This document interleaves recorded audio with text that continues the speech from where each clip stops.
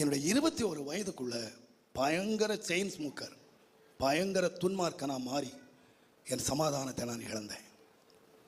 கடைசியில் பாம்பேல ஒரு பக்கா திருடனாக வாழ்க்கையை மாற்றி என்னுடைய சமாதானத்தை இழந்து இனி வாழ முடியாது என்ற நிலைக்கு நான் வந்தேன்.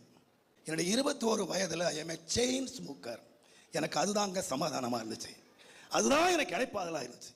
உன்னை வச்சு உன்னை எடுத்து போட்டா அதுதான் எனக்கு சமாதானமாக இருந்துச்சு. சிகரெட்டு குடிக்கிற போட்டியில் நான் 1966ஆம் ஆண்டில் வின்னர். என்கிட்ட தோத்து போயிட்டான் சிகரெட்டு குடிக்கிறவன். உன் கூட குடிச்சா செத்து போயிருவேன் அப்படின்னு ஓடிய போயிட்டான். 100 ரூபாய் கொடுத்தான். 66லயே பத்தே பரிசா 100 ரூபாய் சிகரெட்டு குடிக்கல பெற்றவன். 20 சிகரெட்டோட உட்காந்துங்க. அந்த கர்த்தருடைய வசனம் எனக்கு நேராக வந்துச்சு. கர்த்தருடைய வார்த்தையை நான் கேட்டேன். என்னுடைய இருதயத்தை ஆண்டவர் உடைச்சார்.